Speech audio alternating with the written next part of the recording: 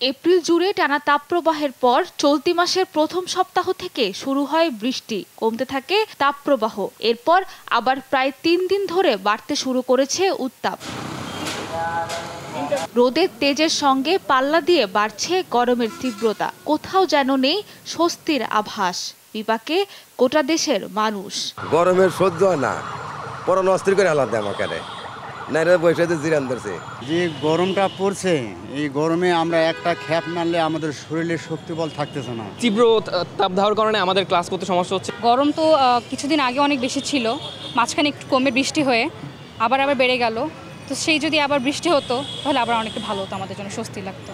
এদিকে আবহাওয়া অফিস থেকে মিলেছে স্বস্তির বার্তা।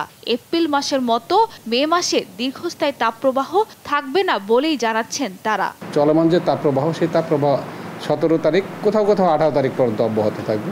এর পরবর্তীতে তাপপ্রবাহের অবসান হওয়ার সম্ভাবনা আছে।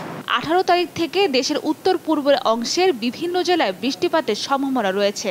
তখন থেকে তাপপ্রবাহ কমবে। 19 থেকে 20 তারিখে দেশের অনেক জায়গায় বৃষ্টি হতে পারে বলেও জানিয়েছে আবহাওয়া অফিস। 18 তারিখ থেকে দেশের উত্তর পূর্বের যে অঞ্চলগুলো আছে, বিশেষ করে সিলেট এবং ময়মনসিংহ বিভাগের বৃষ্টিপাতের প্রবণতা বৃদ্ধি পাবে, বৃষ্টিপাত শুরু হবে, ওইখান থেকে তাপমাত্রা কমা শুরু হয়ে যাবে।